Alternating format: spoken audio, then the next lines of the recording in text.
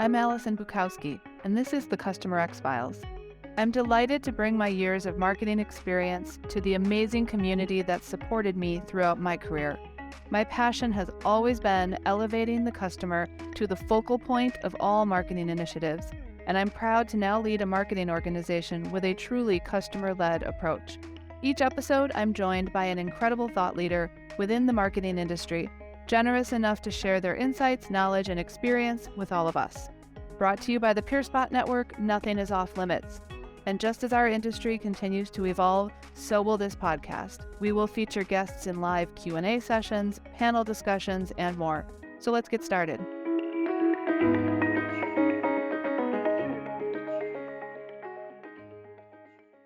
Welcome, everyone. Hello, welcome to the show. So today, it's my turn to fangirl a little bit because I'm joined by a man that needs no introduction, but I'm going to give him an introduction anyway. Kevin Lau is the Senior Director of Customer Advocacy and Experiential Marketing at F5, where he's responsible for customer marketing and advocacy, experiential marketing, and customer communications. I don't know how, Kevin, you get that all done in one day. We'll talk about that. And many of you know Kevin from speaking opportunities that he's engaged in. He was the global head of customer advocacy at Adobe prior to joining the F5 team, where he led customer marketing and advocacy initiatives. And I'm going to tack on to Kevin's bio because he's very humble. But in addition to all of those professional accolades, he has spoken at multiple industry events, and he's put together some pretty amazing learning opportunities and coursework through the Customer Marketing Alliance. You can check those out if you're interested. But in addition to that, everyone knows that I'm people before professionals. You really will be hard-pressed to find a more gentle and kind human being. Every time I interact with Kevin, he has a kind word, razor sharp wit, and he's honestly one of the most cerebral marketers I've had the pleasure of knowing and working with, and I mean that in a very good way. Plus, he still plays with dolls as an adult, and we'll talk about that in a minute here. So welcome, Kevin. Welcome to the show. I'm so excited to have you here. Awesome. Thanks, Allison, for inviting me. If you could give that entire intro and just tell my wife, that would be amazing.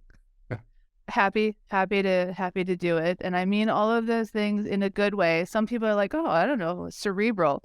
It just means that you are so thoughtful about everything that you do. So I know I'm going to toss the icebreaker question at you that I ask everyone, even though it changes. So people before professionals, and it's a multi-part question.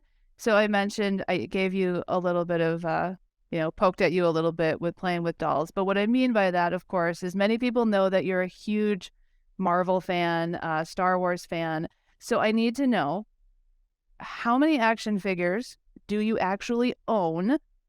And what started that whole, as a fanatic for comics and superheroes? Let's start there. Just how did you get going on this collection? Yeah, I mean, I think, the exact number, honestly, I have no idea because I honestly have so many that are in storage and things from my childhood. But if I had to estimate, I would say it must be over 10,000 if we count individual ones. But yeah, so that's a whole thing I could talk about at some point. But I guess what really got me into it is it was just something that I really enjoyed growing up as a kid. I used to watch all the 80s shows.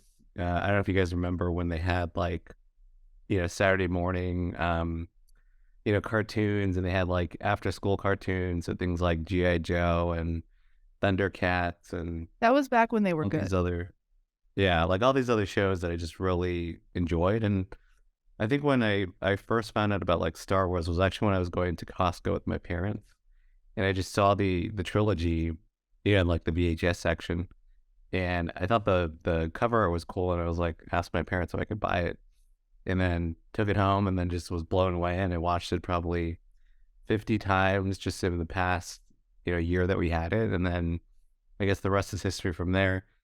And then I think the love of comics just came from reading them in newspapers, and then going to the local comic shops and picking out different editions that came out, and also the cartoons I think really help influence it as well.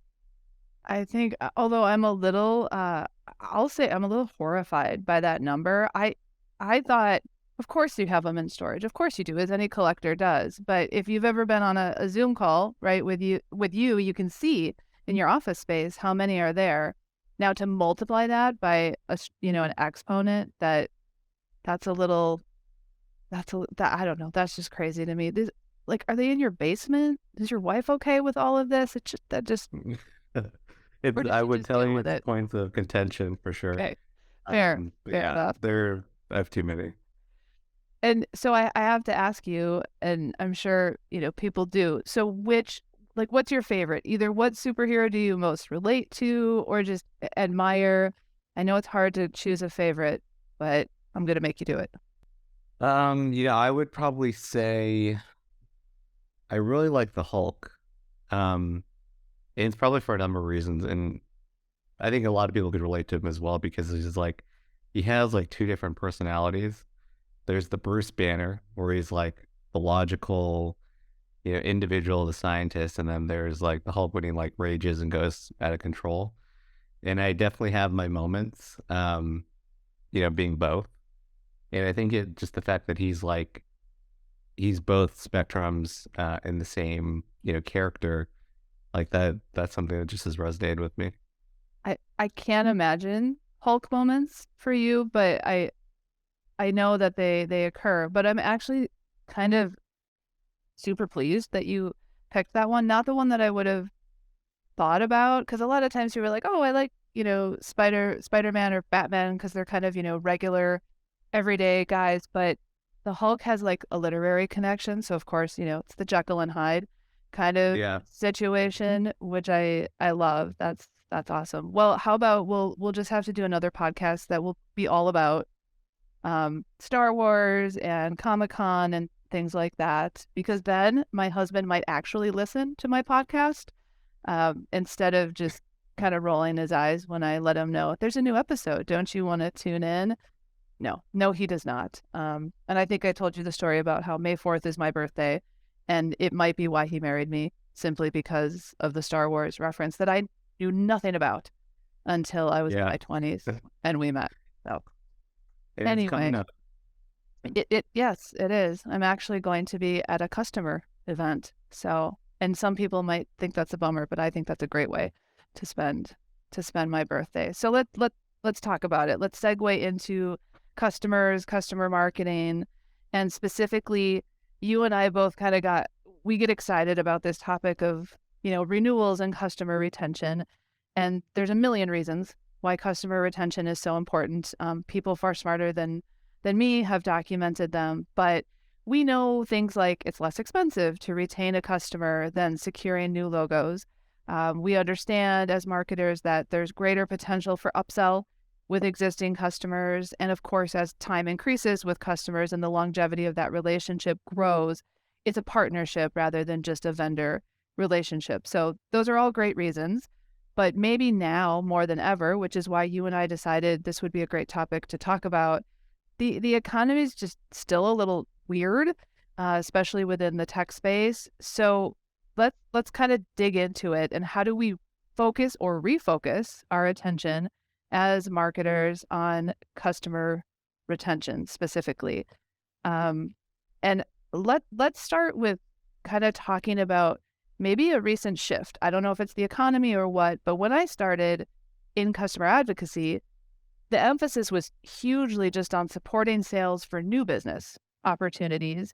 And it seems in the last few years, there's been a shift, and in the last 2 years, a huge shift to focus on supporting CS. Why? Why do you think it is? What caused it? Yeah, that's such a good question. I mean, we could talk about this for hours. I think from my perspective, it's been sort of like this evolution where I think we've just noticed this, especially from working in tech in the SaaS industry and whatnot. There was so much pressure that was being placed on customer success professionals to basically do it all. It's like making sure that the handoff process between sales is clean. They help support the onboarding experience. They take care of making sure the customer sees value. They have to do the renewal in most cases. And then, oh, by the way, they also have a book of business that might be 100 accounts or more. And I think it created this recipe of, false expectations and also leading to burnout and, not really the greatest outcomes because a lot of these teams are set up to fail. And I think within marketing, it's always been historically, demand gen focused. Like, how do we get more into logos? How do we get more pipeline, so that we could update our spreadsheets and our dashboards saying that, oh, we have more MQLs this quarter than we did last quarter. And that was always the case, I think, probably for the past 20 plus years. And I think the focus on retention, there's sort of that culmination between, what CS can manage, but then there's all this convergence around the concept of like customer experience that becomes like the new buzzword. And I think customers have been asking for more. Like if we just think about the own subscriptions we have ourselves, whether it's like, the Apples of the world, the Shopify's, in our, basic daily lives, like we have so much variety, so many options to choose from now that the customer has more flexibility and control on what they decide to purchase. I think that's very true, especially from a B2B standpoint too. Some companies, just based on what customers are spending from a dollar value, they kind of were on the hook to stay with that solution because maybe it was just too expensive to switch. And so they didn't really have to worry about the customer experience overall. And I think now with customers, like I said, having a little bit more control and autonomy of what they could do with their tech stack, what they could do with their dollars and their budgets, there's that overemphasis that they can't just coast anymore.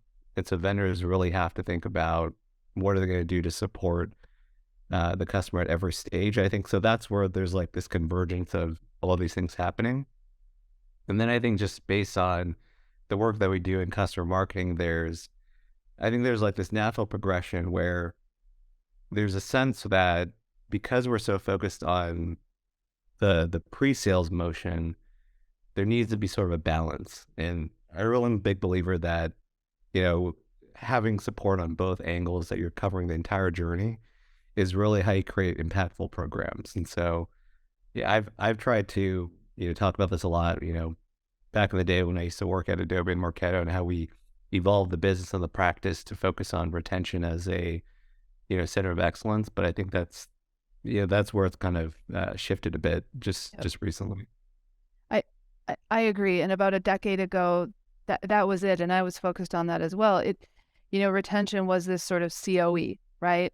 That you focused on where it was a differentiator, but I think everything has caught up and that it's no longer a differentiator. It's just what has to be. There needs to Mm. be that focus. And, you said a lot of great things, but, specifically when you were talking about kind of this shift, and I think about it's almost like the real estate market in some ways, where there's this shift from we had this seller economy, and same thing, I've worked within either healthcare or tech pretty much my entire career. And it's like, oh, it's too expensive to shift. So customers would stay with a vendor that they weren't even happy with because Yeah. it just didn't want to do the work. And now that power shift has happened, right? Like, same thing with real estate. Like you have a seller market, you have a buyer market. And we've kind of moved to that buyer economy where they do have more power for a variety of different reasons. And I think that's a good thing. I think it's good to set the bar high for vendors that are providing services and solutions. So agree with you on that. And I hope that shift is here to stay versus Yeah. in the real Totally. estate world, it changes. So, so with that in mind, um, and kind of pivoting and talking a little bit about, customer marketing and advocacy, but I would love to actually dig deeper into the CS piece. And I just had a thought. So post show recording, I'll ask you about that. But several factors to consider, right? If you really want to focus your advocacy efforts on customer retention and expansion. So let's kind of pick that apart a little bit and talk about a few of them. And I'd love kind of quick fire on this one, your thoughts as far as what you think is most impactful. So let's start with the onboarding experience. Where can advocacy insert itself when we talk about onboarding? Yeah, so I think it's like some of the down and dirty is like if you had to think about a customer going through their first 30, 60, 90 days, like maybe it's simply putting together a tooltip of, these are the top 10 things you as a new customer should know about our product or solution and how to get, kick out of the gates pretty quickly. So that could be one thing. It could even just be a simple, welcome email that says, on day one, these are your tips. This is your CSM counterpart. This is the person that's going to help you and drive that relationship and the support. It could also just be an aggregation of existing resources and, tools that other teams have created and putting it in a place that customers can find it more easily. So those are some like down and dirty ways you kind of focus on onboarding, and then you can get to the advanced stuff later. Yep, I love that. I kind of like to use the term as a word nerd, aggregate and communicate, and don't Yeah. underestimate that. How important it is to just can we just have everything in one place, and have some sense of yeah, we know what we're doing, and we have like a who's on point. Basically, it's an age old question, Right. but important. What about feedback? Like we talk about a feedback loop, but that loop is more of a squiggly line with lots of breaks in the line along the way. So how can we as CMA professionals help? Yeah. So I think the challenge with feedback, and whether we call this, voice of the customer or something else, is that it oftentimes, depending on what team is surfacing up the feedback with the customer, it tends to just kind of sit in its own little silo or pod, unless it's really being orchestrated at the level that you're getting involvement from all stakeholders across the company. And so whether it's a survey that's capturing NPS feedback or, the product team wanting to do roundtable discussions or panels about a certain feature or functionality, unless it's aggregated in a way that, you're looking at the full 360 and what a customer is actually saying, it's only going to be as helpful as, who actually listens to the conversation or absorbs it. And so I think there's ways that you can kind of do it. And maybe if you have a dedicated team in customer marketing or advocacy that focuses on voice of customer, they could be that, that quarterback that helps tackle and brings together all that feedback from, things like CAB, surveys, everything else in between. And then also then takes those insights and shares it broadly with the organization. And you could do that just off the bat by, if you need feedback on onboarding, it could even just be setting a goal and conducting a number of interviews, per month or per quarter to make sure you understand like what are the real challenges and issues that you can kind of address immediately, whether it's through some of those down and dirty opportunities, like I said, or the things that might take a little bit longer and you might need to get involvement from other teams.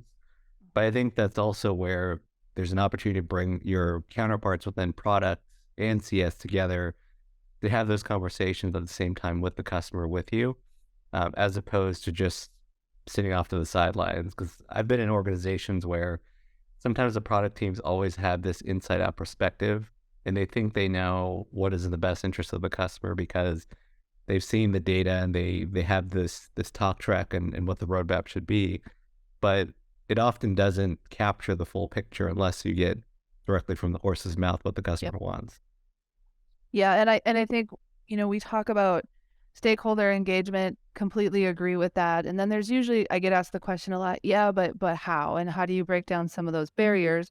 So when we talk about the feedback loop, I think another place where we sort of fall short is it's a one and done kind of thing, and it can't Mhm. be. It's a loop. You can't stop. You can't do because I love interviews as well, and I think that it's hugely valuable, and it's a game changer when you're trying to break down some of those internal barriers, but you don't stop.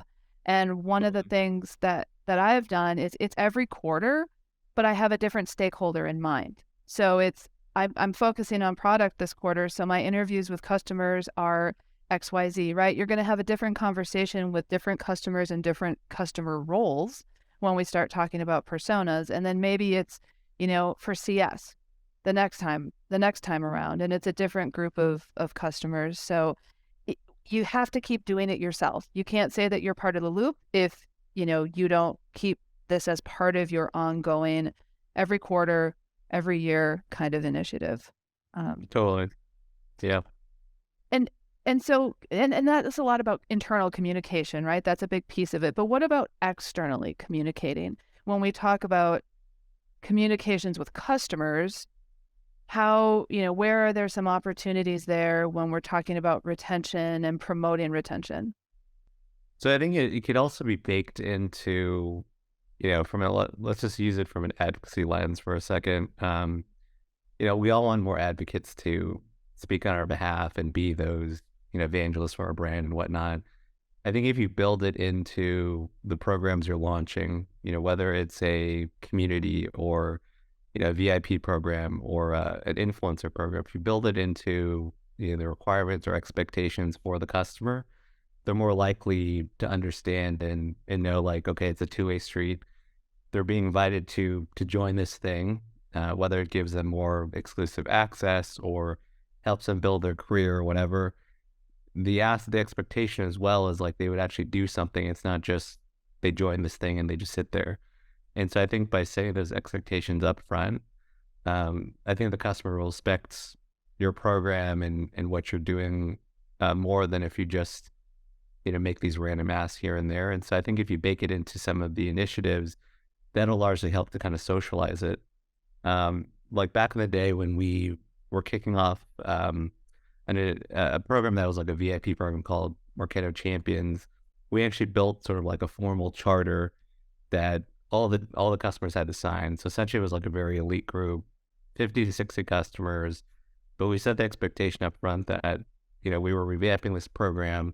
These are like the key things we want to gain from it, but these are also things that you're going to benefit as well by your participation. So it created sort of that shared goal and understanding, and it created sort of like this movement where as these customers were involved, they started to socialize with their peers, and then it started to take a life of its own, and people just wanted to apply and become part of it, and then it creates sort of this ongoing engagement opportunity to get more feedback in the future.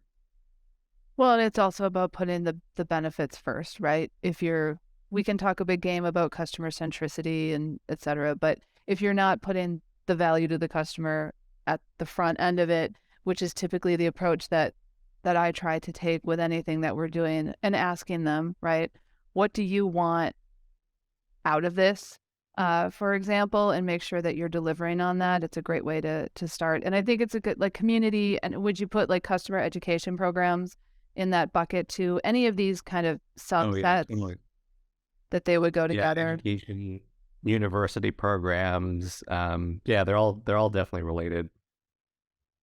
And then what about and this is a nice kind of segue into one of my favorites, and I know it's one of yours as well from some of the work that you've done with your awards programs, et cetera, but just unique experiences, but specifically when we're talking about retention, how can we leverage the those magic moments, those sorts of experiences to elevate the customer experience from a retention perspective? Yeah, so early on we used to, back in the day we used to just call it, customer marketing, but we had sort of like a little bit of a division of labor where we had, a team focused on community, another team focused on advocacy, another one that was focused on like life cycle and retention. And I think where the magic kind of came together was that, when our life cycle team essentially wanted to build out, scalable programs, let's say, nurtures or, one to many campaigns in product messaging, et cetera. What we actually started to do was we would take our customers that were already super advocates and we would give them opportunities to help educate these newer users. So they would actually create content or resources or videos, and we would feature them in a lot of our retention content. So whether it's through onboarding, we talked a little bit about the 30, 60, 90 day. We would create a nurture series that might be, let's say, 10 emails long. And we realized that we did some A/B testing where we took content that featured a customer, and we also did that same content that didn't feature a customer, but it was a tooltip from like an Adobe employee or a Marketo employee. And we saw just based on the data that the engagement was much stronger when they started to hear from their peers, Yeah. and the time that they would actually watch the videos was higher as well.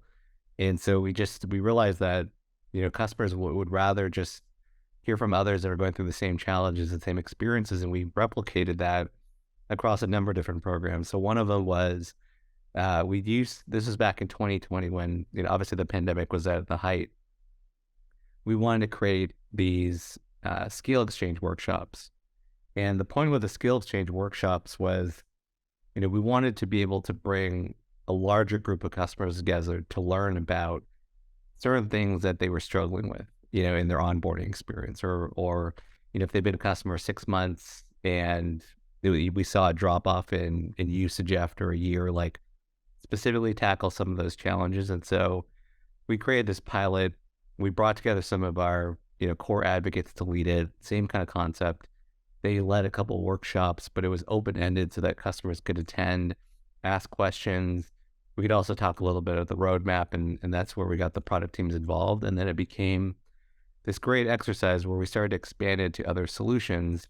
And I wasn't there recently, but they just had their Adobe conference like about a couple of weeks ago, and they did this for the first time live in Vegas. And I was like, I had so much fun with it. I wasn't able to be there, but the nice thing is you get to see that evolution from that virtual experience that started off as a small program, and then you have like thousands of people attend it now in a live conference and venue. I think that's where kind of that magic happens, and where you start to see the elevated experience and the focus on retention. Well, and to see something that was a seedling, right, and grow into something so large. I did something similar, especially during the pandemic. And not to, I mean, you try to make lemonade, right? But Yeah. also leverage the fact that we worked together. We couldn't do in person, but I agree with you. I've done that as well, where I've had customers lead almost like a product demo. It wasn't called that, but what you're describing, these workshops where it's here's some challenges, these are the things that we're hearing, which also broke down a barrier and allowed me to work with our SEs. You ever want to find a great partner? The solution engineers, they're an amazing group of people, and they're so Yeah. hands-on with deployment of the solution that they can tell you, like, here's the challenges customers are facing. It's like, well, let me try to help you with that. Why don't we have this rock star invite? And the customers got as much out of it as the attendees. And that was one of those kind of moments. So I love that. I love that suggestion. I think we need more of that. I don't see too much of it. So it'd be great for people to start engaging if they're struggling a little bit with product, et cetera. Go to the SEs and build out that experience. So I have to, of course, we have to talk about measurement, even if briefly, because you're kind of the wizard when it comes to measuring the value of customer programs. So how does measuring customer retention differ from measuring customer acquisition, or how are they the same? Yeah, it's a really good question. There's definitely some nuances between the two. I think with acquisition, it largely sits within, the typical demand model where you're looking at things like MQL conversion, you're looking at pipeline influence, you're looking at accelerating deal closure, from the standpoint of a reference call or something of that nature. So I think most folks within customer marketing understand that pretty well because, whether you have a CMO or you report to a demand gen leader, like most, if not all of the organizations focused on that funnel piece. But I think with the retention, it's a little bit different. It's a little bit, I don't want to say necessarily more complicated, but it also involves a lot of other stakeholders too, from a post sale standpoint. So, I mean, yes, we could look at influence to the renewal or, being able to impact or decrease churn. those two metrics do take some additional work. And I think that's when you start to work in tandem with like the customer success team. And I think that's why the partnership with customer marketing and CS has been pretty tight, even more recently over the years. Um, we used to start to look at things like how do we support just basic, customers that might be at risk because they're not implementing or they're not onboarding and using the technology, or we're seeing a dip in usage over time. So we used to create, and this is like a very like specific way that we would do it, but things like in product messaging. So if you're using, Gainsight PX or Pendo or something of that nature, and you wanted to look at increase in usage for a specific feature or functionality, you could create sort of like a data dirty, 10-step tool series within Pendo and see if the engagement starts to increase based on that experiment. So it's almost like you're doing a science experiment from that standpoint. We also looked at if you're building out, nurtures and emails, you could look at engagement and whatnot. We also used to build what we call like an adoption score, and that had different measures on, is the customer, or, based on usage and telemetry, are they actually using the technology? Number one, are they implementing it? And then it took into all these different data points to Yeah. focus on it. And then I think the long tail thing is like if you can impact retention and be able to kind of see the comparison between accounts that might actually have advocates versus those that don't, and how much that impacts a customer willing to stay. Like that's the holy grail. It obviously requires some work with finance and data and analytics and different teams to help achieve that. But that is like something that we started to build out, and it took several years to create. But Yeah. that's some things you can look at. And then of course, I think the new term that everyone is focused on is like NRR, net recurring revenue, net retention revenue. That's something that we're pretty big on, and deal influence and impact influence on that is Yeah. it's tricky, but I think if you have the right people to help you, you can start to move in that direction. Yeah, I agree, and I think that, and it doesn't happen overnight.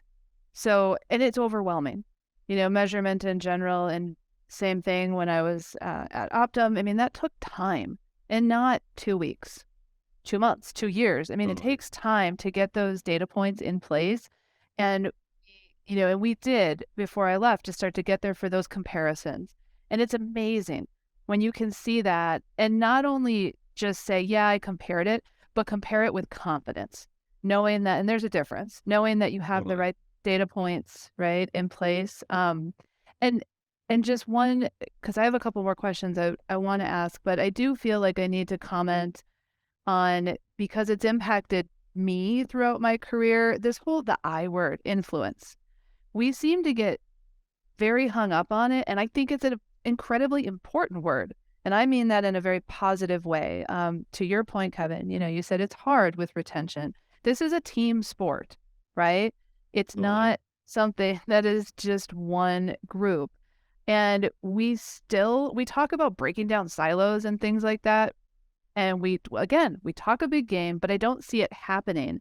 And I think that's one of the things with influence where we get very protective. It's like, no, we're not going to give advocacy, a nod on that one, or we're not giving marketing as a whole a nod on that one. So when I came into, my role leading the marketing organization, that is why I fought so hard for the alignment, because I think that influence and goal alignment are also directly attributed to your physical alignment within the organization. So marketing, sales, CS, and ops are all one umbrella, and we, work parallel. And even from the top down, from our CEO, it's like influence is influence.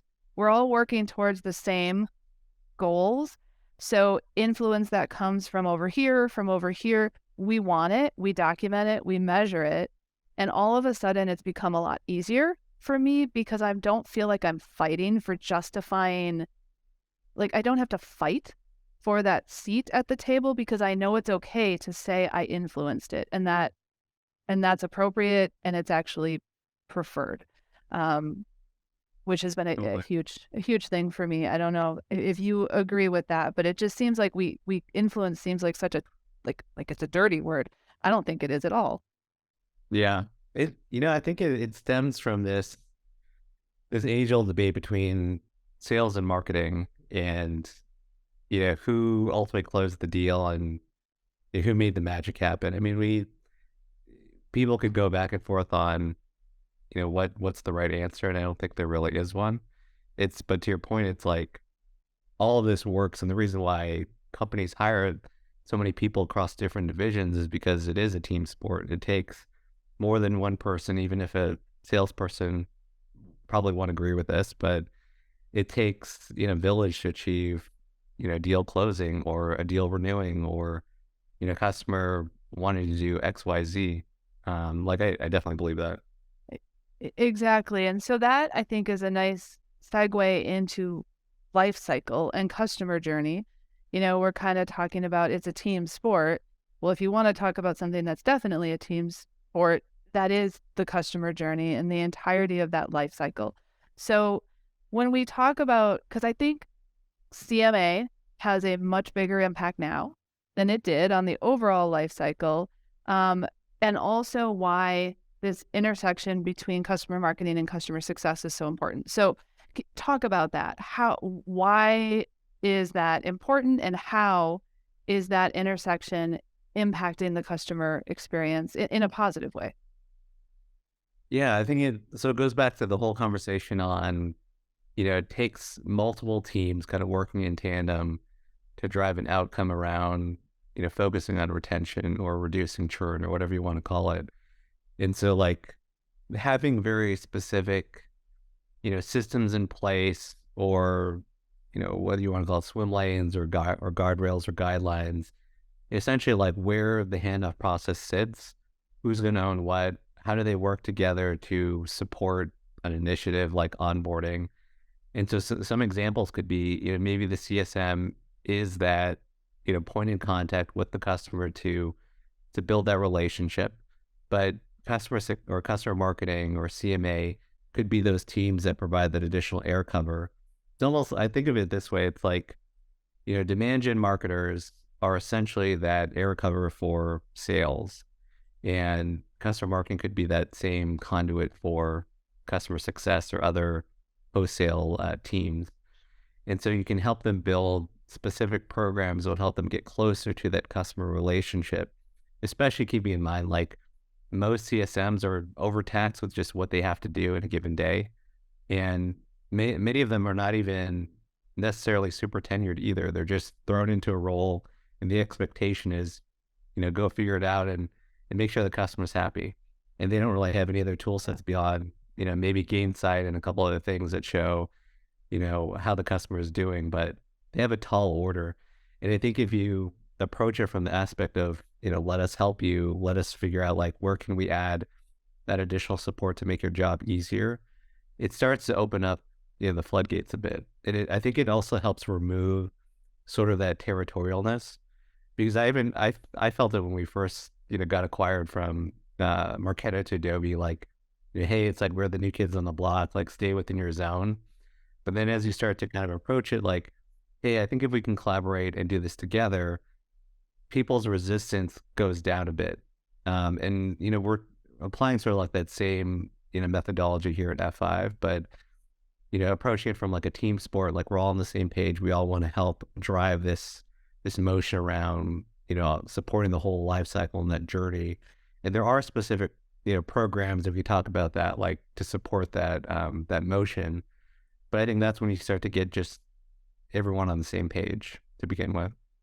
So that brings up again, we're back to org charts, which I hate that it, comes down to that, but it does make a big difference. So customer experience, customer marketing, customer advocacy, whatever term you want to use. I've sat in 5 different places now in my career when I was focused on advocacy, and I have my own thoughts. But so where should it sit? So are you suggesting, Kevin, that it should sit within customer success?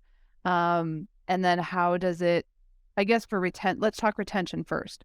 Is there a best fit in the org? Yeah, this is the hard one. Like, it really depends on the organization makeup and your own kind of situation, I would say.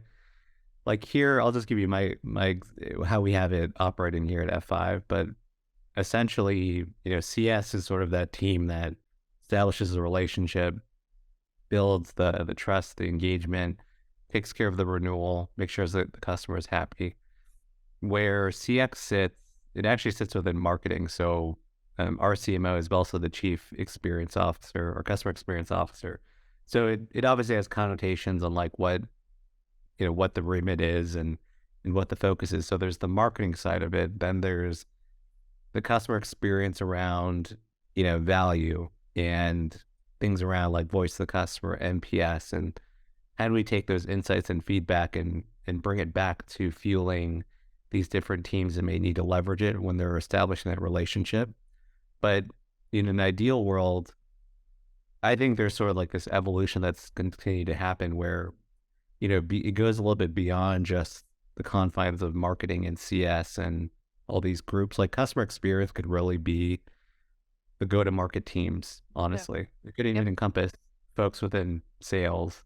I think it's also becoming a little bit of a convoluted term too. And so maybe CX is not the word. I don't know, but it's basically, I think what we're all trying to say is that it is a team sport at the end of the day. And every team has their specific role that feeds into supporting a customer being happy or sad or wanting to renew or churn. And so I think it's like, how do we work better together to achieve those goals? Didn't even pay you to say better together.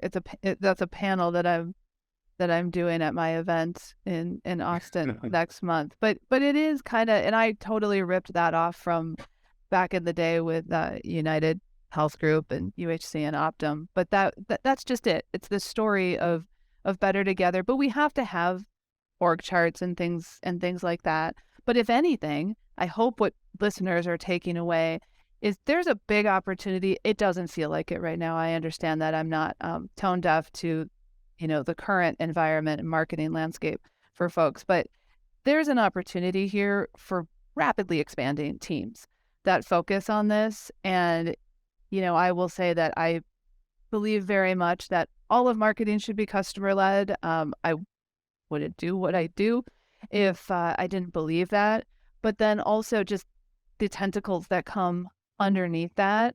And it doesn't mean that we're removing or replacing, historic field marketing, demand gen, all of them with a customer first kind of mentality. But there should be potentially different, for those teams of one out there, right? For advocacy, it shouldn't just be that. It should be somebody who specializes. I think we've earned that at this point in Mhm. the game, that an advocacy professional who focuses on net new business and someone dedicated to existing business, because the approaches are so different. So again, I'm very optimistic for, and I think with, like you said, Kevin, CX, what does that mean exactly? What do we put underneath that umbrella? But for me, the takeaway is more resources, and for all these reasons that we need to be able to specialize, because the customers are getting smarter.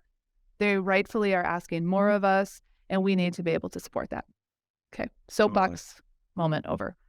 Um, so let's wrap up with this customer voice, but there's this customer led growth model that, whether it's a buzz term, I don't, it might be a buzz term. I don't really care what you call it, but this approach that it's customer led. What, you have any closing thoughts on that? What do you think about it? How do you think all of this kind of fits into this model? I just would love your unfiltered Kevin response.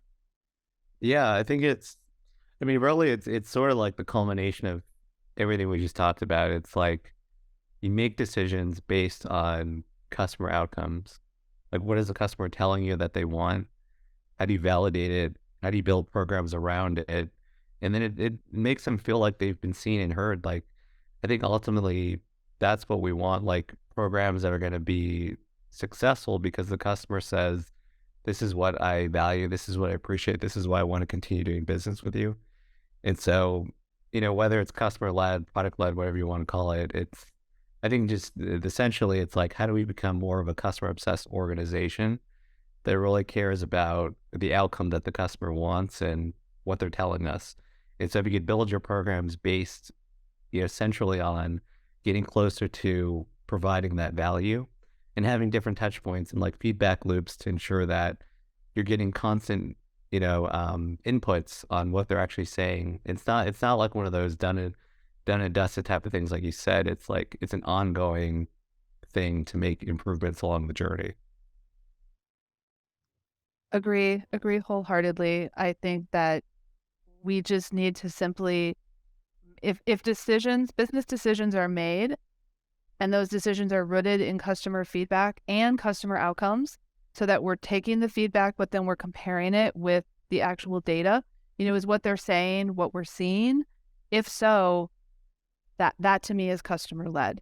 That to me is being customer first, customer centric, voice of the customer. I'm listing every single buzz term, that I've heard, but I think that that's where we need to focus.